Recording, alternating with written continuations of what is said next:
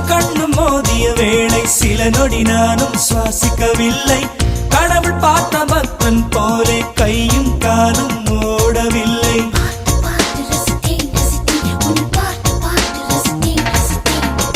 தேவதையும் பேருந்தில் வருமா கனவா நனவா தோன்றவும் இல்லை.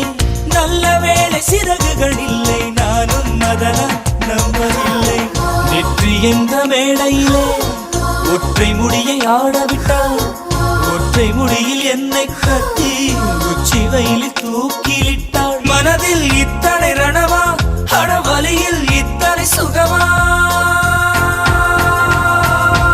அடடா அடடா அடடா அடடா பார்த்தேன்